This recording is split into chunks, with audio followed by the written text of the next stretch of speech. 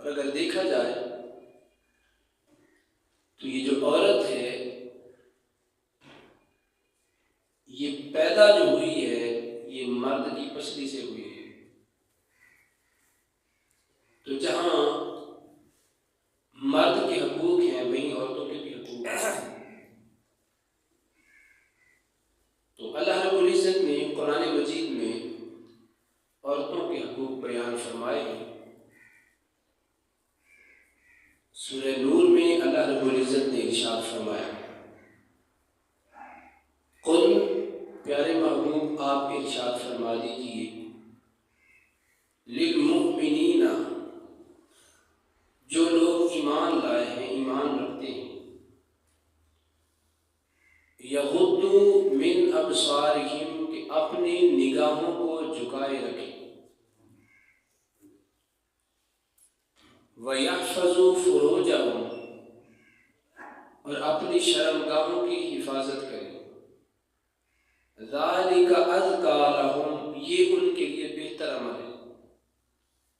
آگے فرمایا ان اللہ بے شک اللہ تبارک و تعالی خبیر خوب جاننے والا ہے، بما یصنعون جو وہ کرتے ہیں. فرمایا محبوب آپ ان لوگوں کو ارشاد فرما دیجئے اپنی نگاہوں کو جھکائے رکھیں.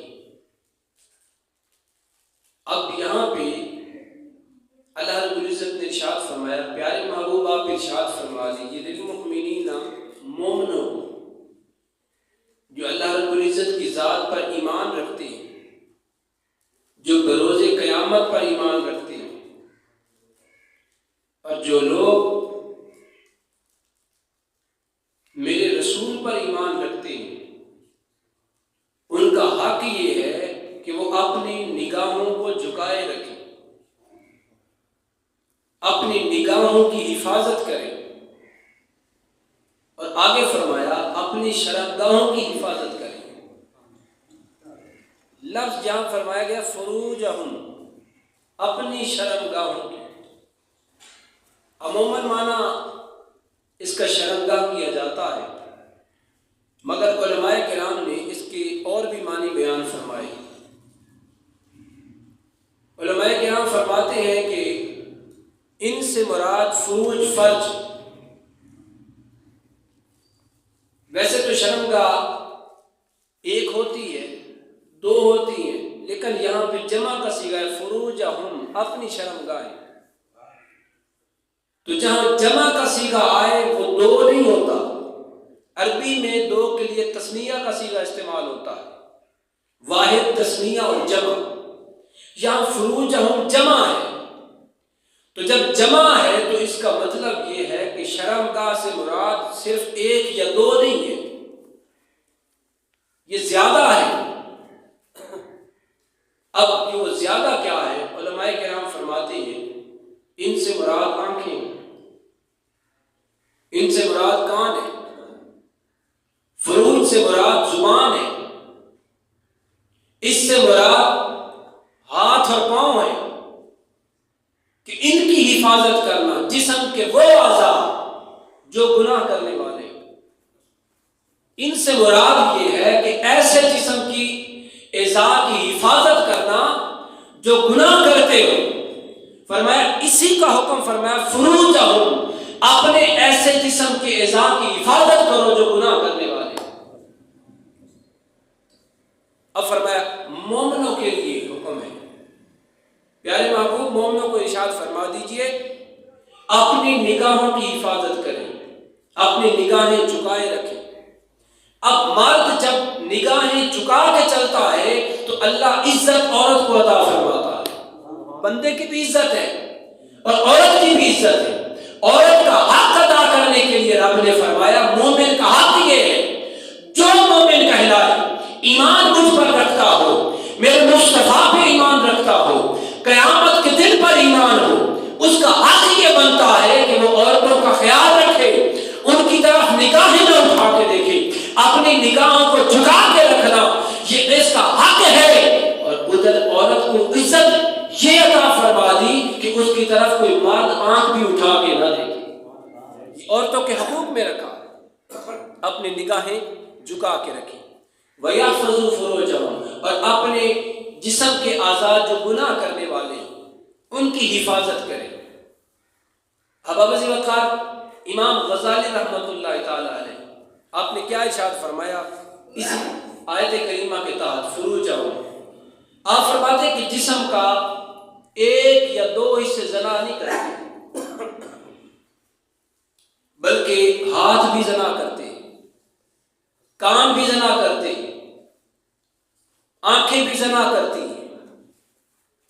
مطلب یہ ہے کہ انہوں نے انہی جسم کے اعضاء کا تذکرہ کر کے تفصیلاً فرمایا کہ یہ کیسے کرتے ہیں۔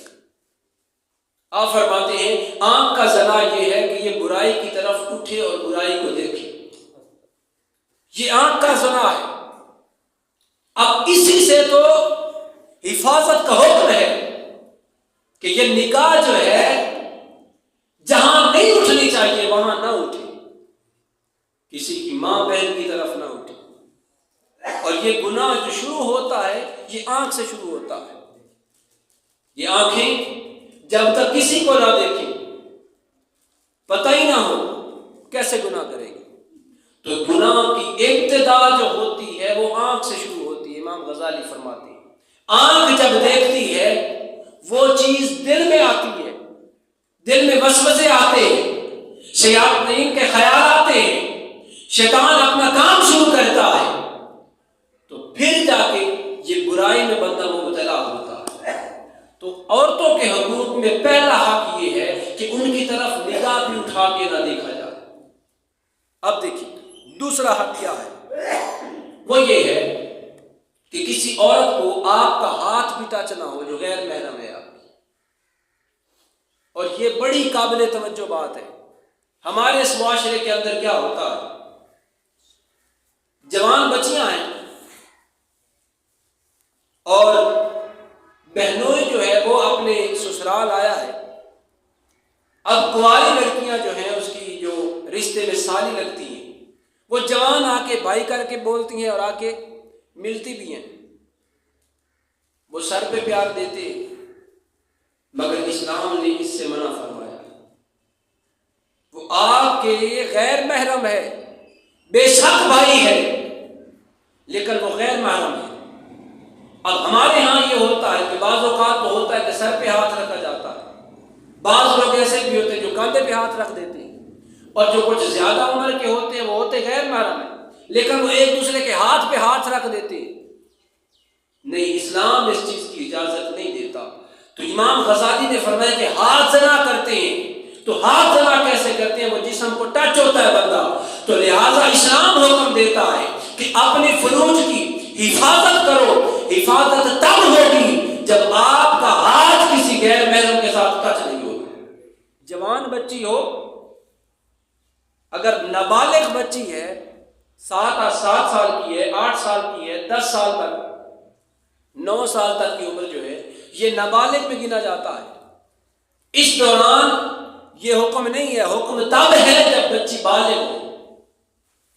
اگر خدا نہ خواستہ یہ نوجوان یہ جو بچے ہوتے ہیں، یہ ہم ایج بچے جو ہیں، یہ بھی اپنے ہم ایج کی بچیوں کو ٹچ نہ کریں۔ ملنے کے انداز میں ہمارے ہاں رواج یہ ہوتا ہے کہ 12-13 سال کی بچی ہے، 12-13 سال کا بچہ ہے، ایک دوسرے کے کزنز ہیں، رشتہ دار ہیں، تو ان کے ساتھ سلام دیا جاتا ہے، بچیاں بچے ہاتھ ملاتے ہیں۔ تو یہ اسلام اس چیز کی اجازت نہیں دیتا۔ اسلام کا حکم یہ ہے کہ اپنی نگاہوں کی اور اپنی شرمگاہوں کی حفاظت کرو۔ تو یہ ہاتھ شرمگاہوں میں آ جاتے ہیں، لہٰذا ان سے حفاظت جو ہے یہ قرآن مجید کا حکم ہے ہمارے لیے کہ ہم ان کی حفاظت کریں۔ اب آگے کیا ارشاد فرمایا، فروجہم، ایک ہو گئی آنکھ اور دوسرا ہو گیا ہاتھ۔ اب یہ ہو گیا ان کی حفاظت کرنا، یہ ہمارے ذمے ہے، اور یہ ایمان والوں کی نشانی ہے کہ ایمان والے کبھی کسی غیر محرم کو ٹچ نہیں کرتے۔ اسی طرح آگے ارشاد فرمایا تیسرا، امام غزالی فرماتے ہیں کہ پاؤں یہ بھی زنا کرتے ہیں۔ تو آپ کے تلامذہ نے پوچھا حضور وہ کیسے؟ فرمایا جب یہ گناہ کی طرف چل کے جائیں تو یوں سمجھو کہ یہ زنا کی طرف کر رہے ہیں، زنا کر رہے ہیں۔ اگر پاؤں چل کے نہ جائیں تو بندہ گناہ کی طرف کیسے جائے؟ تو یہ پاؤں کے ساتھ چل کے جانا یہ پاؤں کا زنا گنا جاتا ہے۔ اللہ اکبر۔ آگے فرمایا یہ جو منہ ہے یہ کیسے زنا کرتا ہے؟ تو ہونٹ جو ہے ان کا زنا یہ ہے کہ یہ کسی جسم کے ساتھ ٹچ ہو غیر محرم کے ساتھ، اور اسی طرح زبان کا جو زنا ہے وہ یہ ہے کہ بری باتیں کرے، برائی کی طرف مائل کرنے والی کسی کو باتیں کریں۔ اگر یہ باتیں ہوں تو یوں سمجھیں کہ آپ کی زبان جو ہے یہ زنا میں مبتلا ہو رہی ہے۔ برائی کی باتیں سننا کانوں کا زنا، برائی کو دیکھنا آنکھوں کا زنا، برائی کی نیت سے کسی کو ہاتھ ٹچ کرنا یہ جو ہے وہ ہاتھوں کا زنا ہے۔ اب احباب ذی وقار، یہ شرم گاہ کا جو زنا ہے وہ تو بعد میں آتا ہے، پہلے تو یہاں سے مسئلہ خراب ہوتا ہے۔ تو امام غزالی نے بڑی سختی سے فرمایا مکاشفۃ القلوب کے اندر، آپ فرماتے ہیں کہ یہ جسم کے اعضاء جو زنا کرتے ہیں اس سے اپنے آپ کی حفاظت کرنا، یہ اس آیت کریمہ کے تحت حکم یہ ہے کہ اپنے ان جسم کے اعضاء کی حفاظت کی جائے۔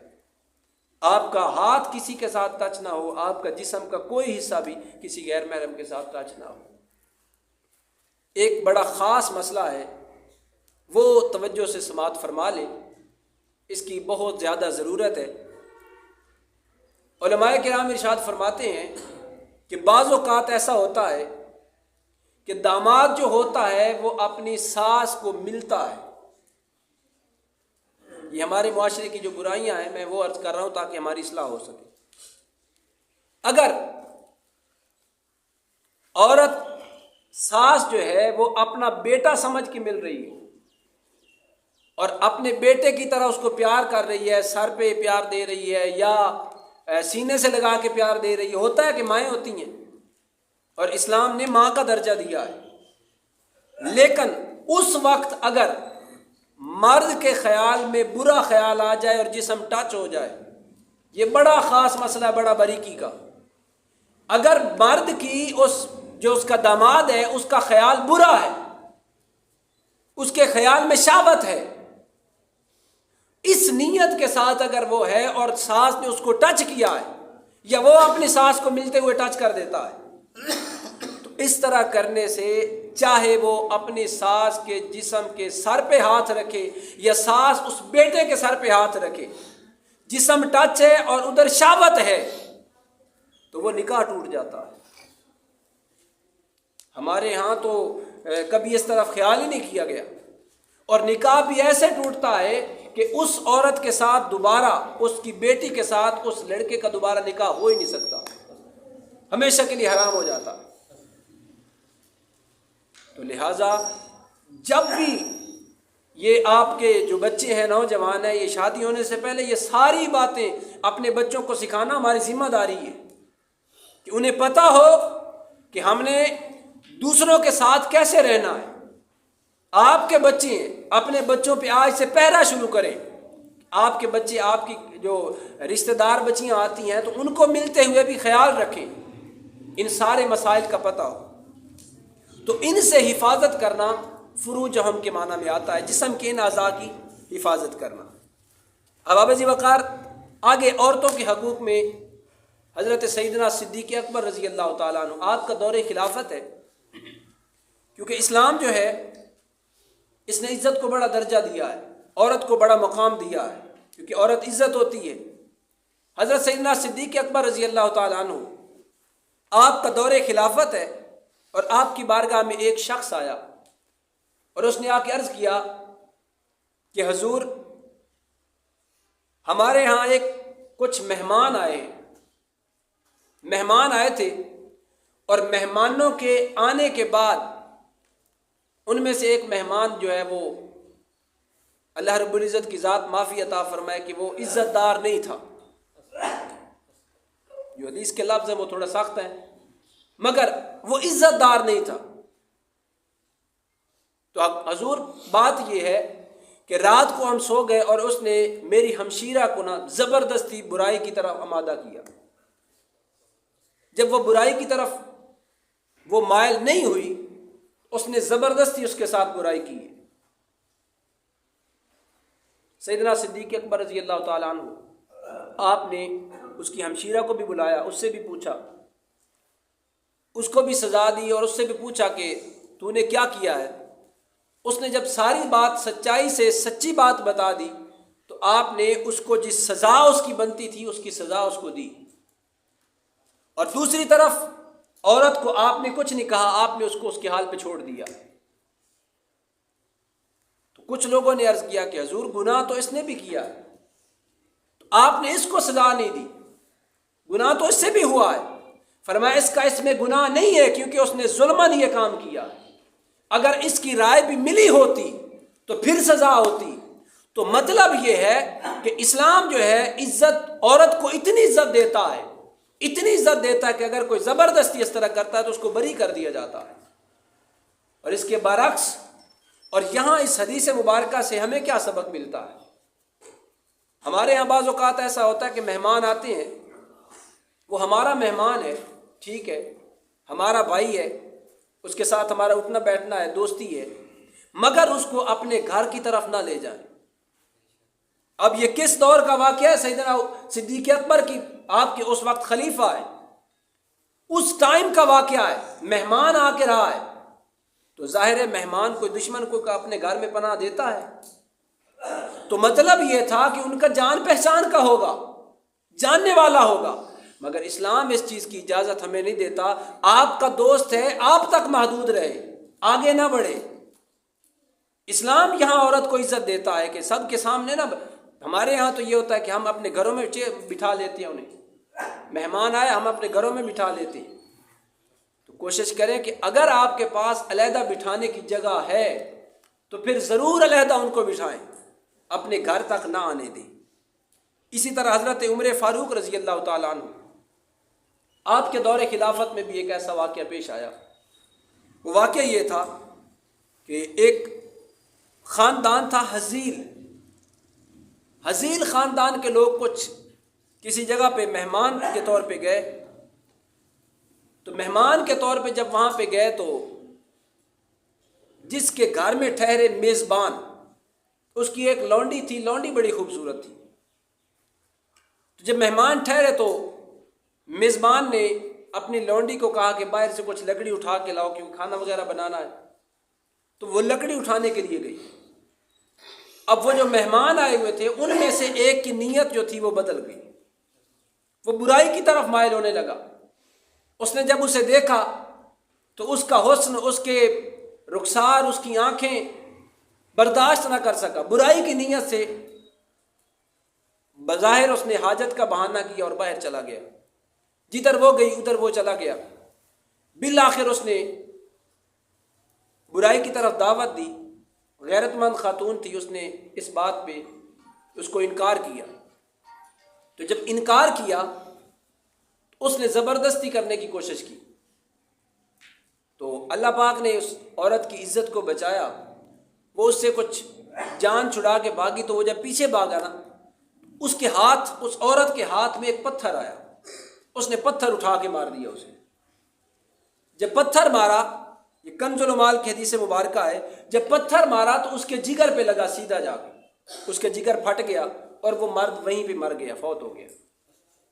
اب یہ معاملہ سیدنا فاروق اعظم رضی اللہ تعالیٰ عنہ آپ کی بارگاہ میں آیا کہ عورت کو سزا دی جائے، اس نے قتل کیا ہے۔ اس عورت کو جب پیش کیا گیا تو اس عورت نے سارا واقعہ سنایا۔ حضرت عمر فاروق رضی اللہ تعالیٰ عنہ نے اس ماجرے کی تصدیق کے لیے کچھ لوگوں کو بھیجا کہ جہاں یہ واقعہ پیش آیا ہے اس جگہ کو جا کے دیکھا جائے، وہ پاؤں کے نشان کیا بتاتے ہیں۔ تو جب سمجھدار لوگ تھے، جب انہوں نے وہ جگہ دیکھی تو وہ عورت سچی محسوس ہوئی، تو اس پر آپ نے عورت کو بری کر دیا اور فرمایا کہ آئندہ کوئی ایسا کرے تو عورت کو حق ہے کہ وہ اپنے دفاع کے لیے کچھ بھی کر سکتی ہے۔ تو مطلب یہ ہے اس حدیث مبارکہ سے بھی کہ مہمان آئے تو اس پر بھی آپ کی نظر رکھنا آپ پہ ضروری ہے۔ مہمان بھی آئے تو آپ کے گھر میں جو ٹھہرا ہے تو نہ جانے اس کی نیت کیا ہے، تو ہمارے لیے حکم یہ ہے کہ ہمیشہ اپنی نگاہ میں رکھیں مہمان کو بھی۔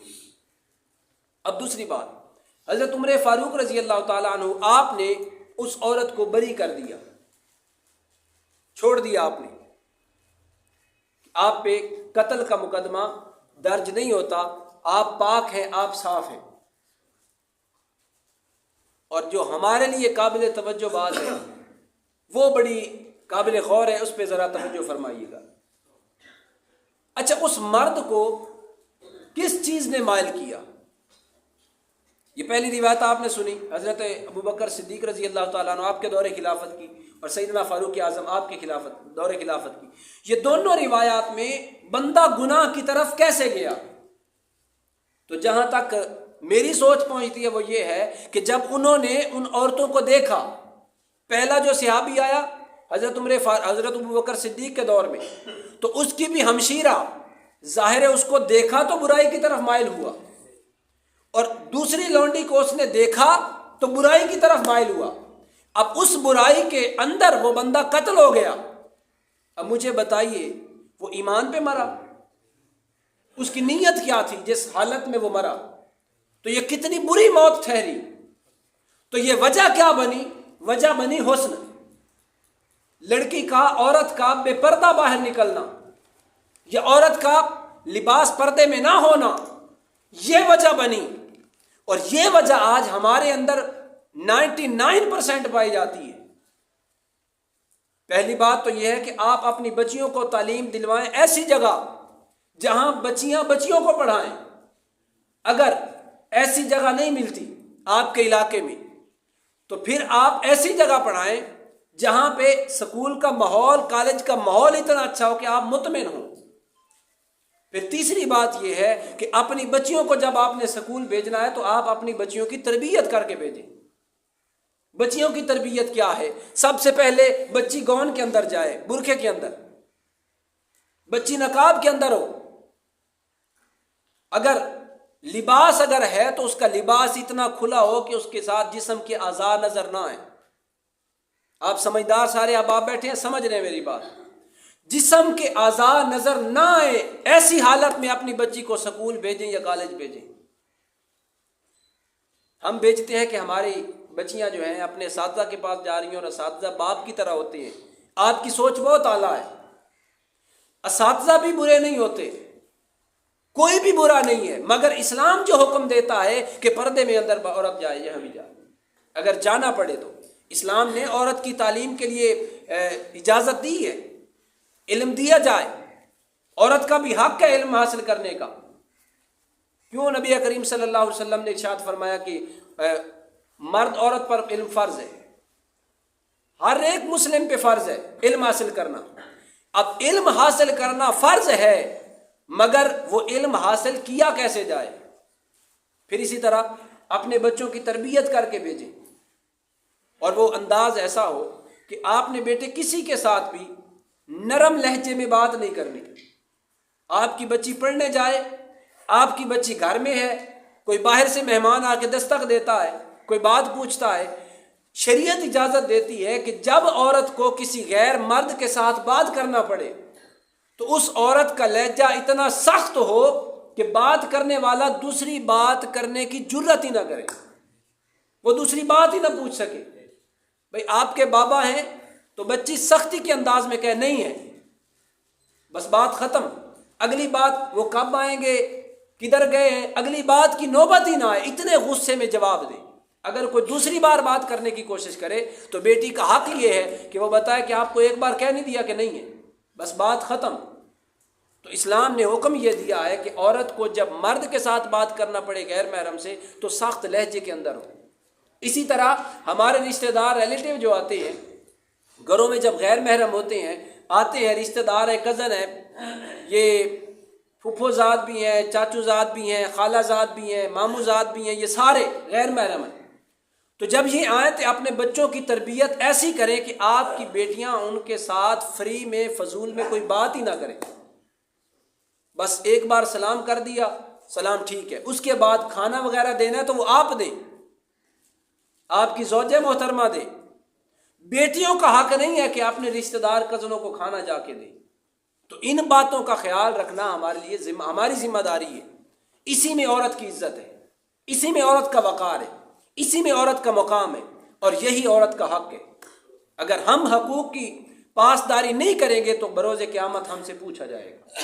لہٰذا اس لیے اپنی بیٹیوں کی تربیت اتنی اچھی کریں کہ آپ کی بیٹی کی طرف کوئی نگاہ اٹھا کے بھی نہ دیکھ سکے۔